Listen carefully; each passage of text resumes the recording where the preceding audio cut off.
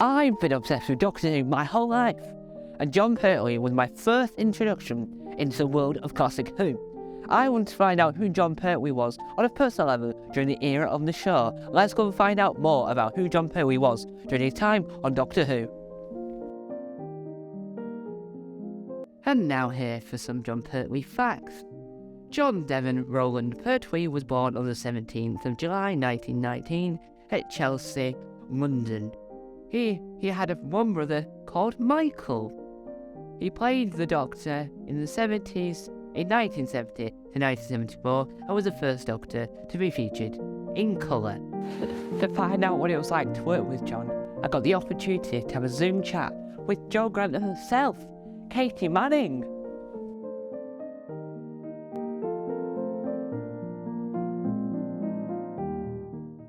What was it like working with Jon Fairway on the set, like once the cameras had been turned off? Well, first of all, the first time, we had sort of met because obviously once it was announced, I went over to his house and met the family and, we hit it off like straight away. And then, of course, the filming we did, you do with no rehearsal. It's before you go into rehearsal and into the studio. So you do that first of all. And so meeting John, I was terribly nervous. I was very young and, I'd done 2 other televisions, but I was, fairly inexperienced, very excited. And, I was meeting Roger Delgado and Nicholas Courtney and, it was, and all the others and John Levine, and lovely Richard Franklin. So, there was all these incredible seasoned actors that I was meeting. And I wanted to do the very best I could. There was only one little problem, which John said I knew straight away. But when you just meet someone and you just immediately feel you have this incredible rapport, and we all did, and especially John and myself. It was just amazing. It was he was so kind and supportive, and we also had very much the same sort of sense of humor. And he really kind of looked after me and nurtured me. But there was only one problem I had, and that was we were filming in a circus. And I was so back then, you have to look at the era that I was so against animals and that I'm going to have a lion in the boot of my car by the end of this filming. But John and I just became such good friends. He was kind and funny and generous. And, I had this wonderful mentor in my life, and the team just bonded so well straight away, so that we became friends off screen as well, which made a huge difference. We'd all go to each other's houses for dinner, and I went with John and his family to Ibiza. So we became very, very close friends, all of us. Yeah. And was the atmosphere itself a fun atmosphere to work in as well? Yes. You have to bear in mind, of course you have fun. People think acting's just fun. Acting is hard work. And it's long days. And as we were shooting, not in the Terror of Autons, but in all the others, we were working in freezing cold temperatures. I'm in a mini skirt.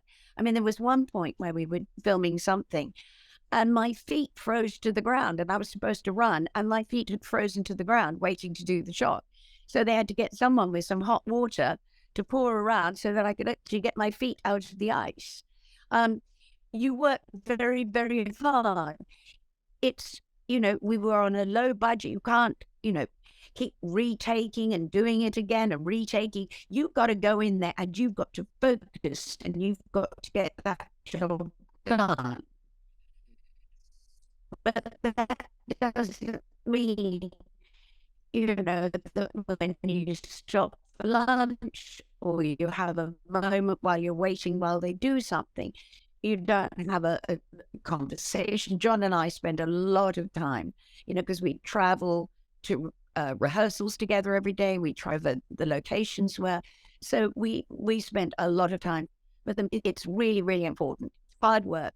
And because it was so important to John This is the first sort of straight role that he played. And, you know, it's a huge role, and he had to really find out how he was really going to make his doctor work, which of course he did brilliantly. And I had to, my character doesn't always happen in Doctor Who, but you probably, if you follow the series, you'll see that I was allowed to actually grow up during the series.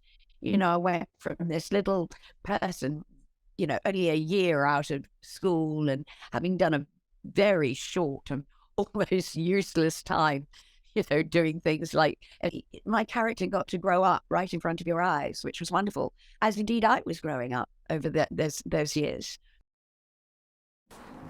Dover Castle was using the episode The Mind of Evil. The Mind of Evil was the first episode to use English subtitles for the Doctor's speech. It became the most missing serial of the Jon Purley era, in that it's not every frame of it survived in colour or in any broadcast quality medium. Quite weird. Fortunately, the whole thing of it remained available as 16mm black and white colour recordings due to some of the BBC Enterprise overseas customers requiring this as a format for transmission. Additionally, a few of the coloured clips survived from an off-aired home recording which allowed some of the scenes to be recoloured for the 1998 VHS release. Its DVD release marks its complete restoration with all 6 episodes recoloured. Finally, you can watch this story back in colour. Woohoo! So, I'm here with James Mellor, who will tell us what it's like working with the man himself. How did you get to work with Jon Purley himself? So, with John, it started, this was back in 1995. I was lucky enough to get work experience on Yorkshire TV on Countdown, which was filmed over in Leeds at Kirksville Road.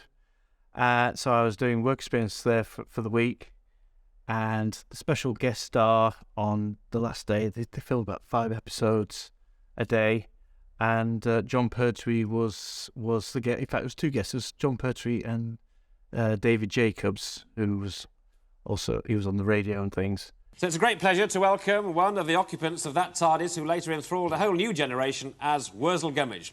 Well, today he has his thinking head on, and he's accompanied by his old mate, who's nobody's Aunt Sally. Please welcome David Jacobs and Jon Pertwee.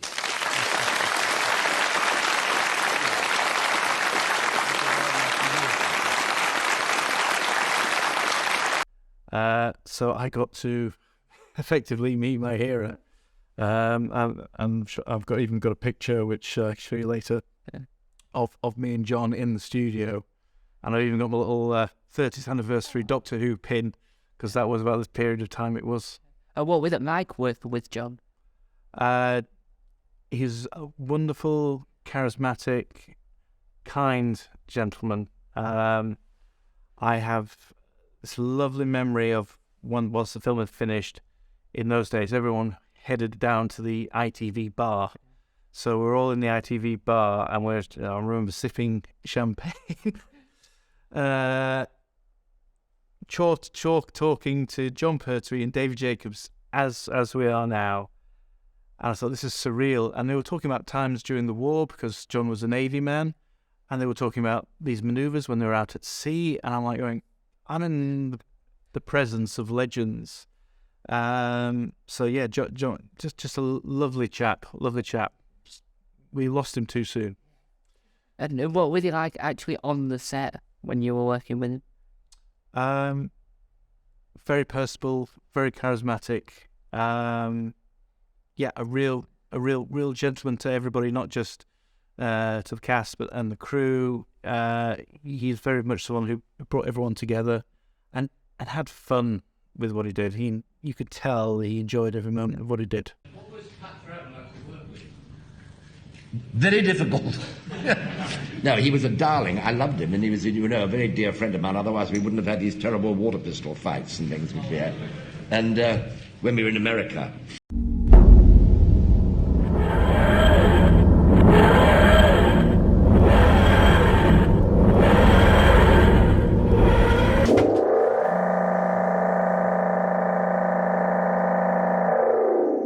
find out what the actual action was like on sets of Doctor Who, I'm given the opportunity to speak to the stunt artist Stewartville. And what was it like working on Doctor Who at the time? Oh, it was wonderful. It wasn't long that colour had just come in, and I was very keen to do lots of stunts on Doctor Who. I'd been in the army, so I was ideal a unit soldier, and they used to use the same weapons as we used to use in the Farragher Regiment. And I also used to take with me a trumpet, so that if we had to get blown up or anything like that, I would use my trumpet. I used to take in my camper van then some boxes so that I could fall in, and a blow-up mattress and things like that. So I made myself fairly useful, and they kept booking me. And what was it like to work with Jon Purley himself? Yeah, he was my favourite doctor. Yeah, definitely. He was a wonderful presence. He had wonderful stories, and he had some really good voices, very comic, and he loved stuntmen. When he joined it, the Doctor Who was dropping in the viewing figures, and they needed somebody like Jon Purley to try and boost it up again. And he was very, very keen that there'd be lots of action. And one of the problems they used to have in Doctor Who is that the costumes, the monsters and that type of thing, you were in them for about 2 hours in the evening under very hot lights. And they had one or two stuntmen that had collapsed in those costumes. Well, they weren't stuntmen, they were just actors. yeah. So they were quite keen to not have any accidents or anybody suffocate in those scenes or pass out again, because waste their time. But they used to ask me if I would like to play the parts of some of these monsters. And some of these monsters used to be in every other scene, which I loved. Yeah. And some of these costumes, you couldn't talk inside them because the sound didn't pick up very good. So they used to put voiceovers on. But you used to have to learn all the lines so that you could move whenever you were required according to the voiceover. What's your favourite stunt you've done on Doctor Who? I think the most impressive sounding was that I was run over by a hovercraft by Jon Purley. We were filming in the Severn Estuary, and John was doing a chase. And Barry Letts, who was the director at the time, he was very keen to use action. He said, I wonder if it's possible for John to run over a person. And the person that had supplied the hovercraft, that was fairly new at the time, he said, yes, it is perfectly possible. So they rang me up and they said, how quickly could I get down there? Anyway, I got down there and they dressed me up for a bit of a tramp, and we arranged it so that Jon Purley came across the field and having a sandwich and just laid back to have a bit of a sleep, and Jon Purley went over the top of it. That's the way we used to do it in those days. John's time on Doctor Who took him all over the UK. A Pexley Castle was used for the story The Time Warrior.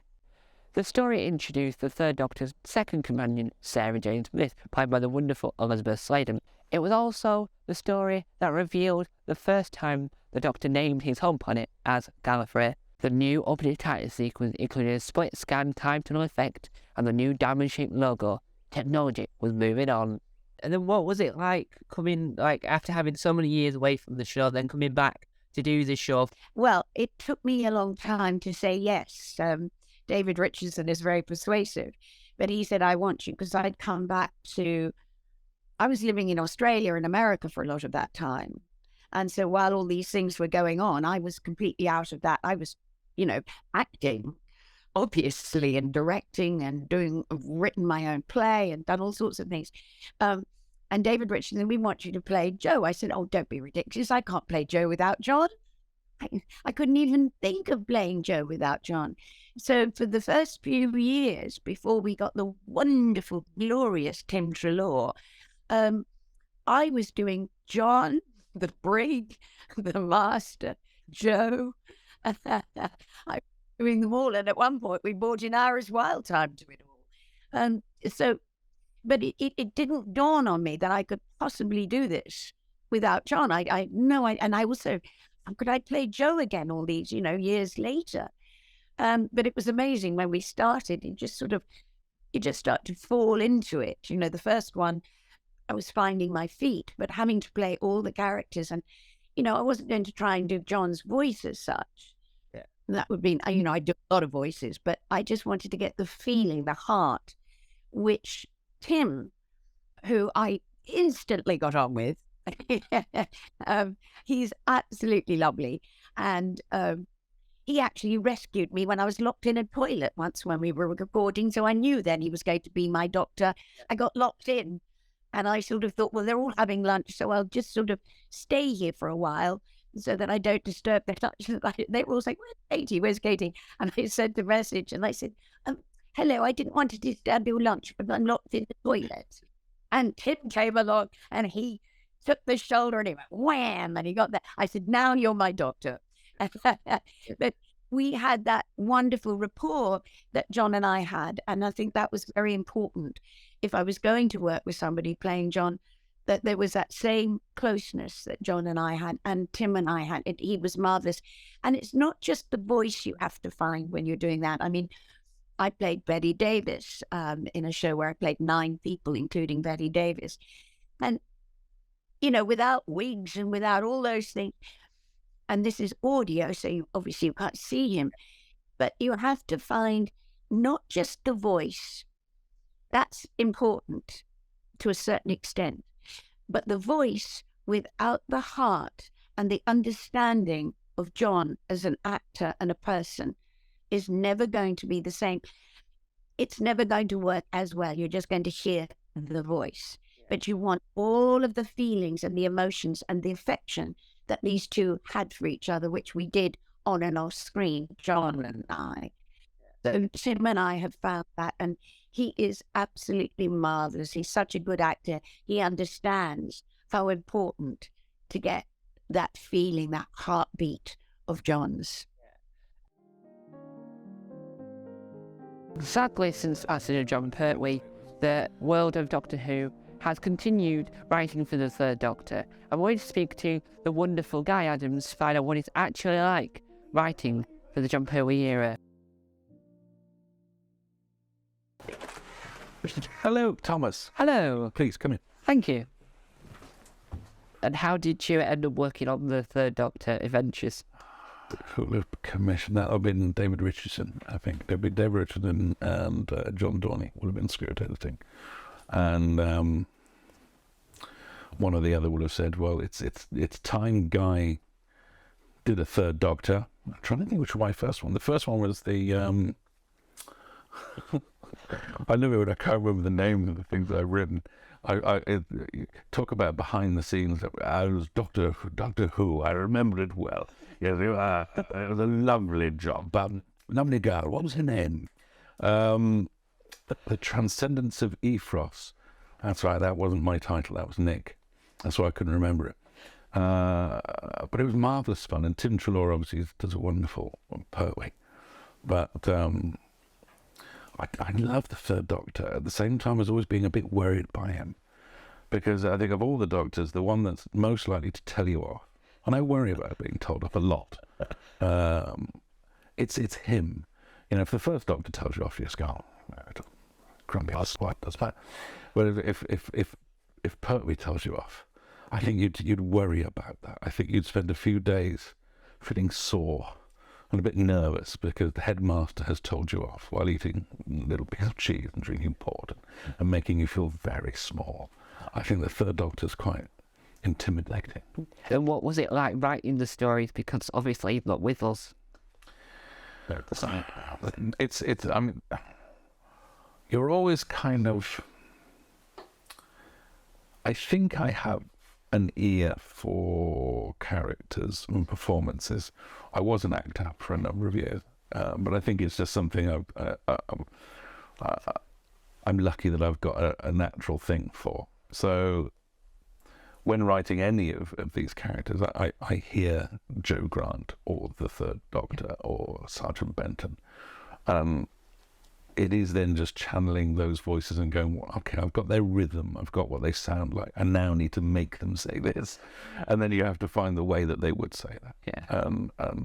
I seem okay at sort of feeling that. It's very much, it's not, I don't overthink it. I don't overthink much. We're here at the location for the filming of the serial Spearheaded Space. It was the first episode of Jon Purley's tenure as the Action Doctor, as he's known as. This is where the Doctor collapsed out of the TARDIS before being picked up by a unit. Spearhead from Space was the first episode in Doctor Who's history to be produced in wonderful Technicolor.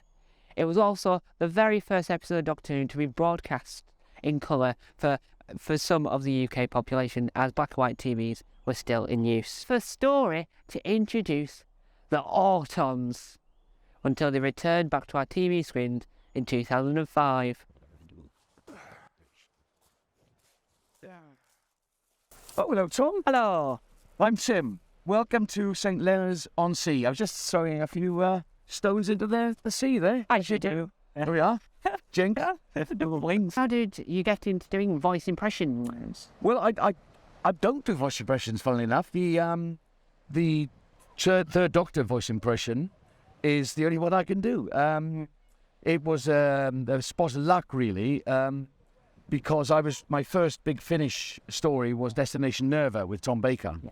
And I was playing a Victorian zombie lord, as you do. Yeah. So I put on a quite sort of a fey voice, sort of like that.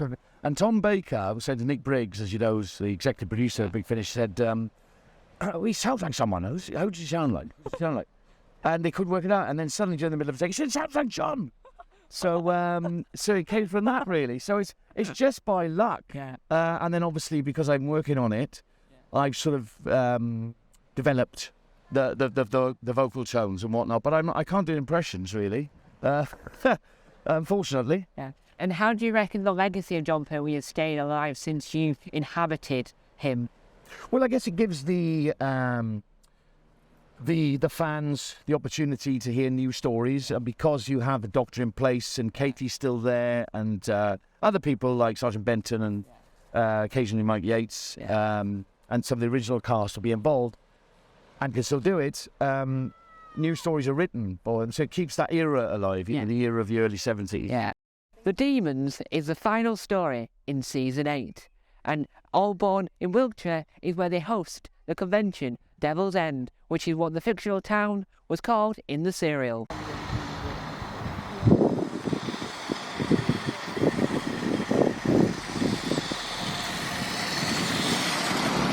Yeah, I first got Bessie back in 2005. The person I bought her from found her in a barn on the Isle of Jersey, and she was in quite a derelict state at the time. So he rescued her from the barn, brought her back to Nottingham and got her running. She looked nothing like she does now. I restored her more or less top to bottom and got her into the nice condition that she is now. I've had a lovely time. What an adventure.